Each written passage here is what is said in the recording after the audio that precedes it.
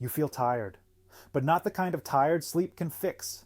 You wake up with a heavy chest, a tension you can't explain.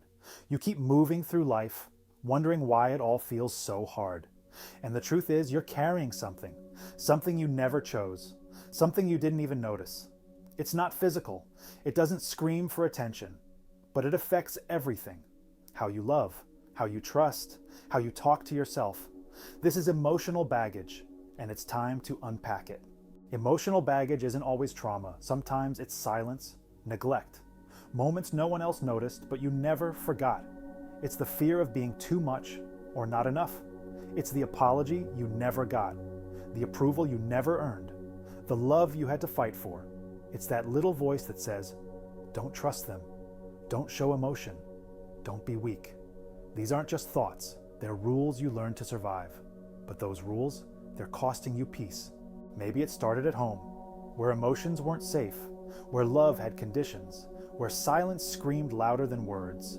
Maybe it came from school, bullies, teachers who made you feel small, a system that graded your worth. Maybe it came from your first heartbreak, the betrayal you never healed, the friendship that faded, the moment you realized people leave. Each moment left a mark, and over time, those marks became patterns. Patterns became beliefs, and beliefs shaped your life.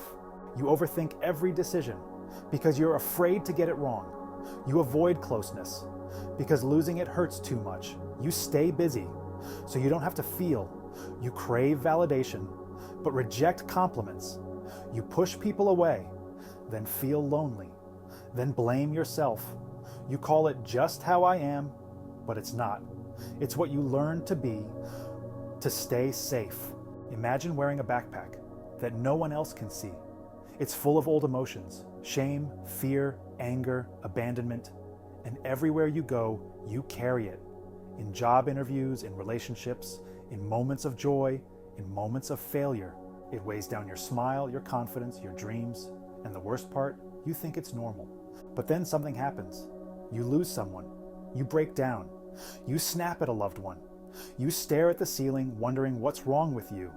And in that silence, you feel it.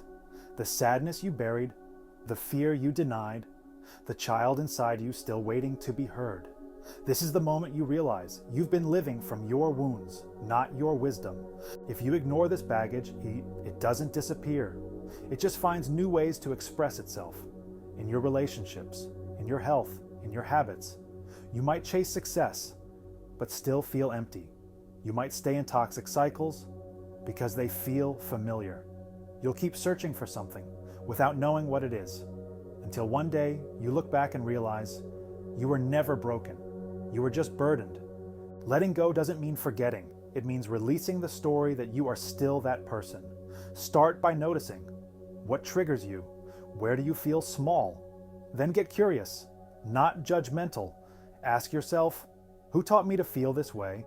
Forgive yourself for not knowing better, for surviving the only way you could, and choose again. Choose truth over fear, growth over comfort, peace over perfection. Step 1, awareness.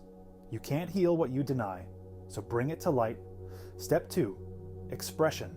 Journal, talk, cry, move, let it come out. Step 3, reframing. You were never weak, you were wounded.